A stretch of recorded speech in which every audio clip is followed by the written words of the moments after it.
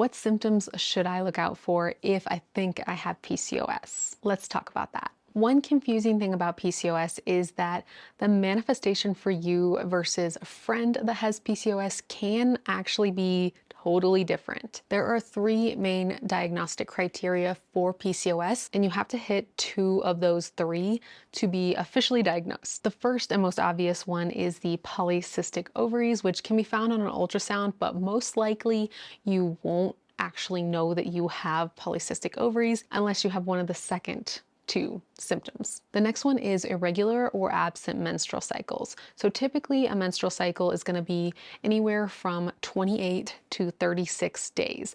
That's your entire menstrual cycle, not just your period. That would be excessively long. So is your period predictable in that sense, or does it usually stretch out to 2 months or 3 months, or does it not show up at all? And third, do you have unwanted acne, facial hair, or maybe hair on your chest or stomach? And do you have excessive hair loss on your head? These can all be signs of high testosterone levels, which is another symptom of PCOS. So again, this is why PCOS can be so different from individual to individual, is because maybe you have high testosterone and irregular cycles, or maybe you have polycystic ovaries and high testosterone. You can see how this can kind of change how your symptoms present themselves and what kind of struggles you want to prioritize. Here's one more kicker though. Even though this isn't part of the diagnostic criteria,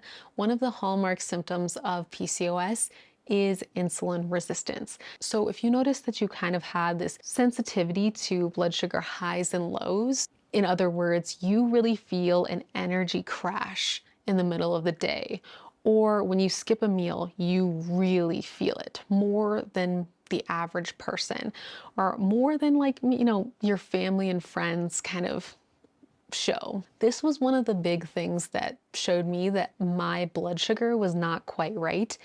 Even when my insulin and blood sugar were technically okay on my labs, I really noticed those highs and lows and noticed that I was sensitive to reactive hypoglycemia. And 80 to 90% of women with PCOS eventually develop insulin resistance or already have it.